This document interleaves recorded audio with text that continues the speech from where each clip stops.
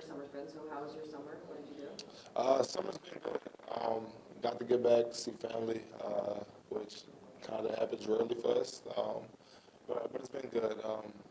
Really got to get a lot of good work in with the guys. Really excited about that. Spent a lot of time with my teammates, cookouts, things like that. So building that connection and really trying to grow the team. For you, you've been with Stetson Bennett for the past couple years behind you. Now it's either Carson or Brock. What has it been like trying to get used to both of those, and anyone kind of stand out to you so far? Well, I think the good thing about what Coach Smart and what Coach Monken used to do with us is they used to have us take snaps from all of the guys. So it's been a pretty smooth transition. I'm familiar with all three of them, Carson, Gunner, Brock, familiar with all of them. And I've taken snaps with them at some point, so I know some of their tendencies, how they like the ball, different things like that. So it's not as rough as you would think.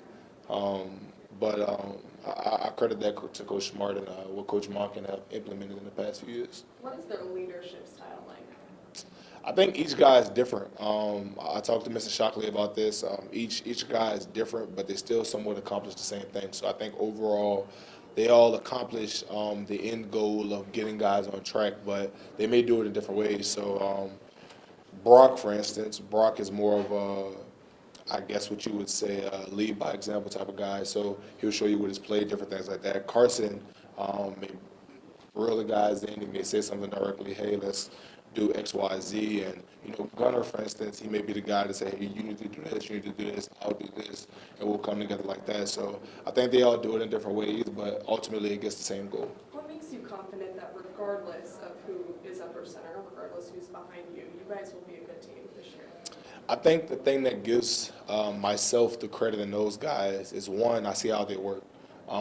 They've all spent immense time with the receivers throwing, different things like that whenever they can, trying to build those connections. But also, I think it's the fact that I've worked with them before. Like, I've taken those snaps in practice. I've seen some of the throws that all of them have made, just watching even Gunner and Brock be able to make plays with their legs. So, even Carson's from time to time. So I think that is what allows for myself to have, I guess, such confidence in whoever, the coaches decide on will be fine.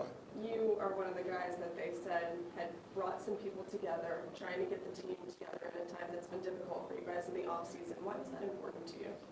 I think it was important that I spoke along with many others. I want to make that clear. I was not the only person that spoke.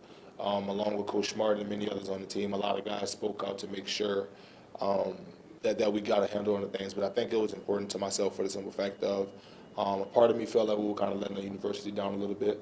And some of the guys that played before and the people that have gone to the University of Georgia before us. So just making sure that we understood that, hey, we have a responsibility, whether you like it or not, to make sure that you're respecting that G. So. You weren't the only one in that meeting talking. Who were some of the other ones that stood up? And who called it together? I mean, were you the one that called it together? To be honest with you, it kind of just happened after the team meeting, and it's so many guys that spoke. It's kind of hard to say just one person, which is why I want to kind of deflect away from myself, because I wasn't the only guy that spoke. It was so many guys. It was seniors, juniors. We even had a freshman speak. So it was a lot of guys that came together and spoke about the importance of one, owning what we've done and owning some of the mistakes that we've made, but also trying to move forward and understanding that, hey, that's in the past. Let's be better. We're all human. How difficult has this been for you to navigate? It's been tough for the simple fact of nobody likes to see themselves, teammates, the people you love, whomever it may be, in a negative light. But also, I think it takes a level of realism to understand that when you make a mistake, you allow people the window or the opportunity to talk negatively about you. I think that is just a matter of owning that and understanding, hey, we made a mistake and we gave people the opportunity to say negative things about us. Let's fix it. In the skull sessions, what stood out to you about this winning rugby team that the better never rest? What kind of stood out to you during that? Okay, so the biggest thing that stood out to me about the All Blacks had to be they had this thing where they sweep the sheds.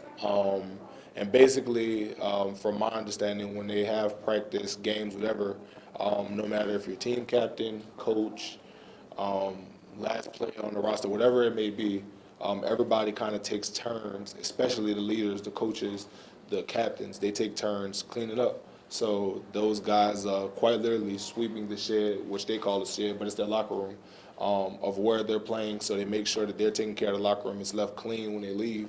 And the thing that they talked about is when they started to lose and they started to kind of, I guess, slip per se, it was because they stopped doing that. It stopped becoming important to them. It stopped becoming an honor. It was more of a job, which is one of their mantras as well. So I think that's what stood out to me is when you start to take the little things for granted, it may cost you.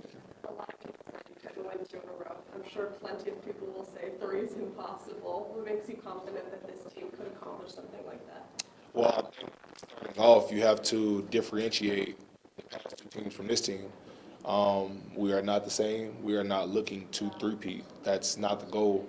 I think those 2 teams in the past 2 years were amazing. They did great things, but we have not done anything yet. We have to find our voice. We have to find our leadership. We have to, some of those things are found and still working on, but you get what I'm saying. Basically, we have to go through our path. We have to walk our own journey, and we can't depend on what we've done in the past 2 years because at the end of the day, nobody's going to lay down. Every game that we're going to play this year will be competitive. Guys will come out and, be well prepared. So we have to make sure that we are doing all that we can to make sure that we're protecting the G. Got time for 2 more questions? You lost several guys on the O-line with Broderick and Warren, so how do you kind of build a new chemistry and a new set with the guys stepping in? So I think the great thing about offensive line is that we play like a lot of guys. You plug and play a lot of different guys at a lot of different things. And also, we spend a lot of time outside of football, so outside of the facility, working out. We're, as cliche as it may sound, we're eating together, things like that. And we spend that time and we really try to, I guess, cultivate relationships with each other. And I think that's a big thing, that it's hard to make every group the same, but it's not hard to bond with guys when you've been bonding for years and times on time. So I think although they are gone and we will miss them and wish them the best in the NFL, I think that we are doing a good job at making sure that everybody's connected because we spend a lot of time outside of ball. Obviously, there's always changes in a football team every year, whether it be coordinators, players, whatever. But what makes it so that you guys are consistently successful?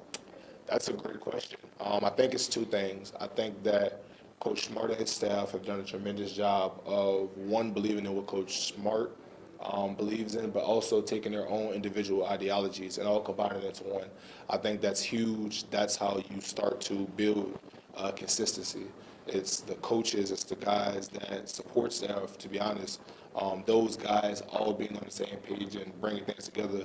But also, I think year in and year out, it's the players understanding that these guys are in charge. To be honest, you may not always like something, you may not always want to do something, but at the end of the day, it's all for the greater good of the university and the team. So nobody's bigger than the team, which is also one of the other mantras from the All Blacks. Nobody's bigger than the team, and you have to be humble enough to understand that there's a system in place, there's a team in place, and you have to get in line to make sure that you're helping the team in any way possible. Thank you, Sedrick. Thank you so much. Appreciate it. Rugby team All Blacks.